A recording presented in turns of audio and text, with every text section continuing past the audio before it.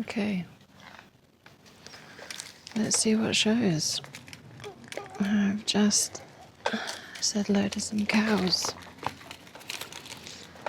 I am practicing taking up space. Riding the bike.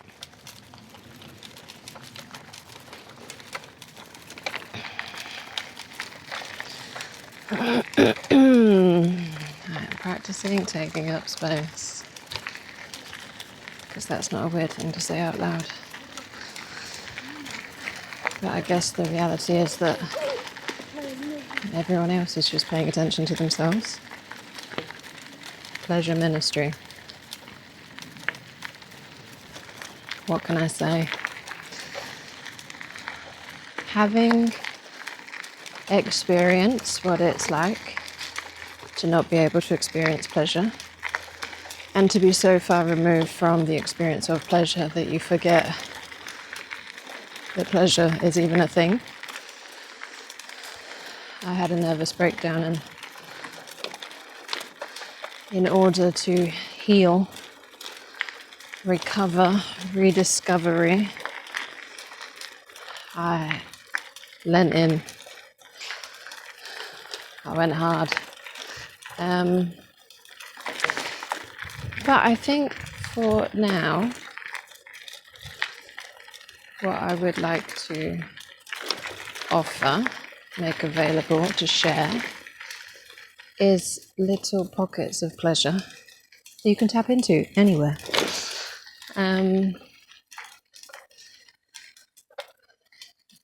As part of my practice, the act of going out to seek pleasure, to feel the sun on my skin, to move my body, to only work 3 days of the week, even though it means I do not have that much money, disposable income, because rent be expensive living in London now. I earn enough to be able to afford to only work 3 days, which means that I have 4 days of the week to go on adventure. And golly, my gosh, there are times when I could give less of a shit. And like, trying to get myself out is like, dragging a child outside. And then I bribe myself with treats. I make a little pack up. Oh, the berries are coming in. Wait, I think, yeah, we can go this way. It's gonna be a different vibe today, though.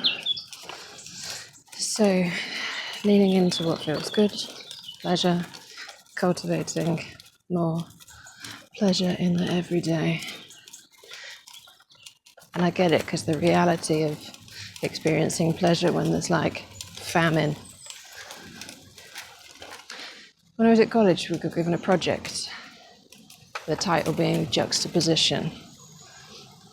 It was not a word that was in my vocabulary, but the contrast between this and, so for example, okay, I probably did want to go the other way, so that is what we'll do.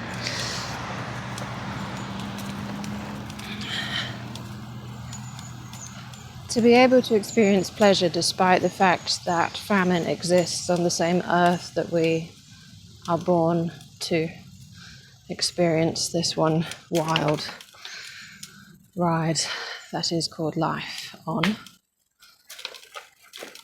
in spite of trauma, in spite of hurt and pain. Hear me out. I grew up with a dad who ran a charity, was setting up a charity, sponsoring children affected by the Rwandan genocide. I was exposed to poverty from a very young age. We would have Rwandans who were affected by genocide directly stay with us, live with us, eat with us, not sleep with us, under the same roof, you understand. And That's a pretty unusual upbringing to have, or at least I'm aware that not everyone has that.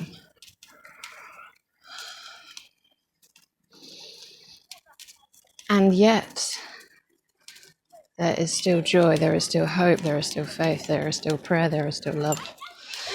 There is still food, there is still medical care, there is.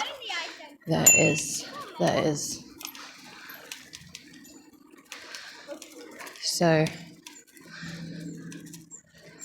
just touching on the reality that, for me, the fact that I even exist is because my parents lost a child before I was born. If they had not lost a child, they wouldn't have had another child. Because they just wanted two kids. And that's cool. Where am I trying to get to? And why can't I get there yet? Okay. I think I know where I've gone wrong. And that thread of my existence meant that I felt very fragile and delicate, and that I must not fuck up, I must not break, because my parents have already gone through enough already, having lost a child. So then, to fast forward to then the experience of me,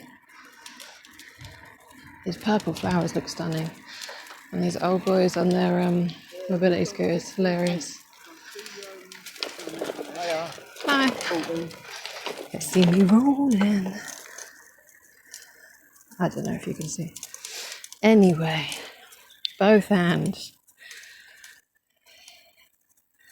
Our life force energy, our ability to experience pleasure, vitality, our nervous system, it's all interconnected. Is this the one? Maybe. Let's see. It's all connected. In spite of trauma, pain, famine, it is our not only birthright, but necessity for us to experience pleasure, because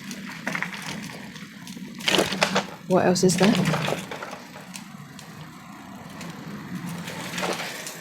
When you allow things to dim your sparkle, the flies. What impact is that having on the way you hold your body, for example? And how you will contort and shrink and change how you hold this heart space. Meek can lead to inflammation. Inflammation is what gets people sick. The debris. Is it a ladybird? Is it a twig? Bear with me.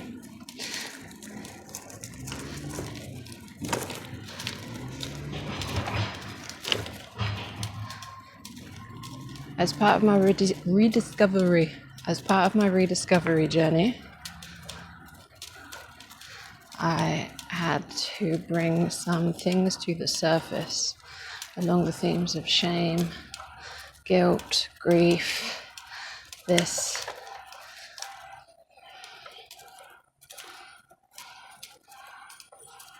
unpleasant stuff.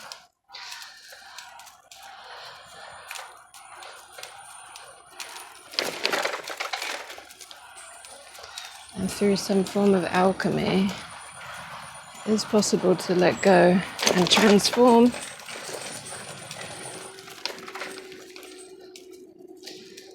But it's a process.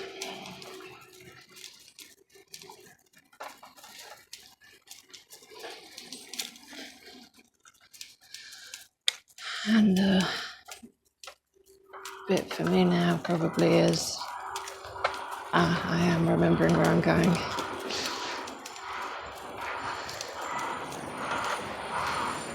A pleasure practice for me is about identifying a sense of pleasure in my body and leaning in. This is where I wanted to go. Okay, interesting.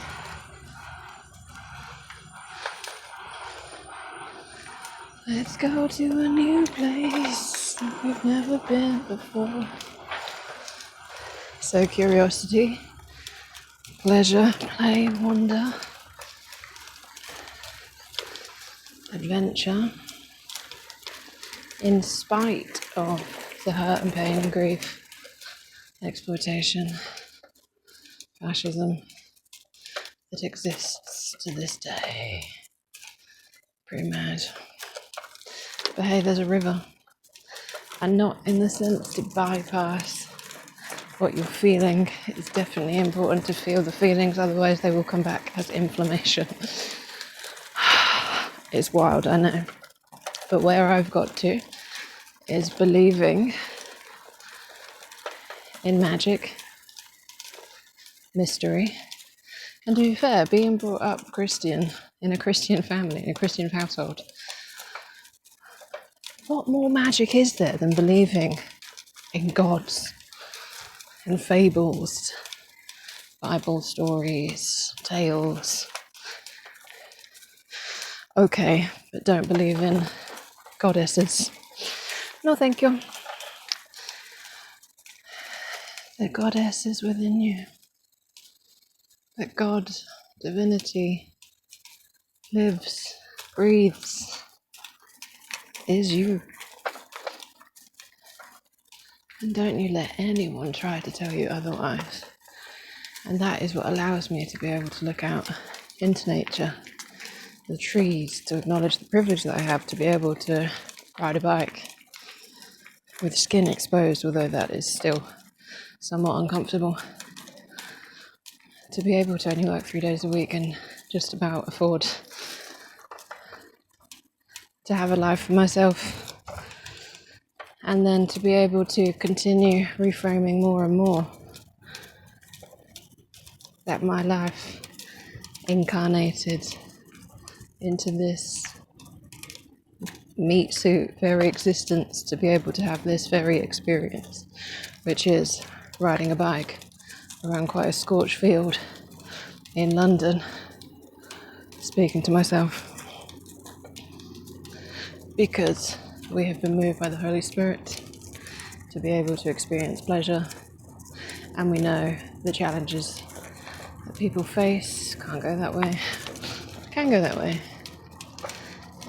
With being able to experience pleasure, particularly for survivors of sexual violence, gender-based violence, patriarchy having an impact on our bodies, the way that we perceive ourselves, the scripts that are put on us being born, little females, little boys and girls. It's a lot, mate. I think it's a lot. And that is why it was even more so a priority of mine to support people that feel ready. You don't necessarily feel able, but willing to cultivate a pleasure practice with me. In turn, having an impact on your nervous system, which feeds out into your immediate ecosystem, your community, that can show others and give people permission to just pause, to have a break, to look after themselves, to feed themselves first, to know their worth. Like, there's a lot, and there's a lot of barriers.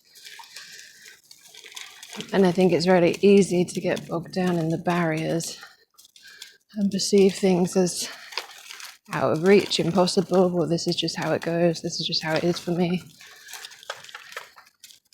But when you believe that you are divinity, that you are God, Of course, everything's exactly as it's meant to be.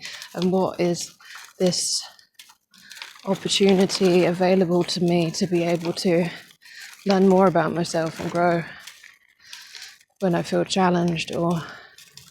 But again, that comes later down the line. Initially, when I had a nervous breakdown, I was not thinking about, I was just trying to breathe, trying to sleep, trying to relearn how to eat, to move, to just be, I think. I also used to have a panic attack just passing someone male presenting in the street. Now I am in the middle of a barren field, cycling past a man shouting on his phone, and I didn't miss a beat. So it's possible. It's possible to get better. It's possible to be able to experience pleasure.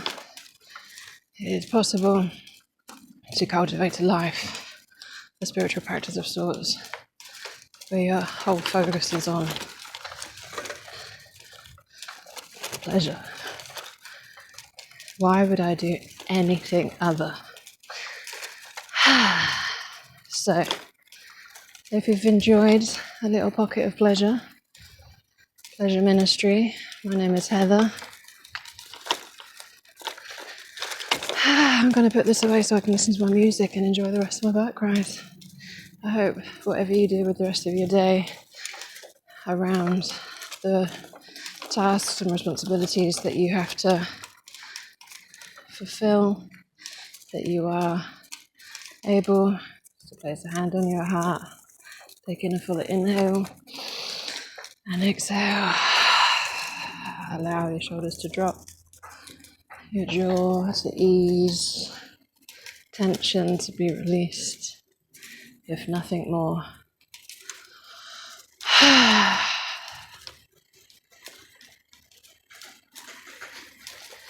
God bless.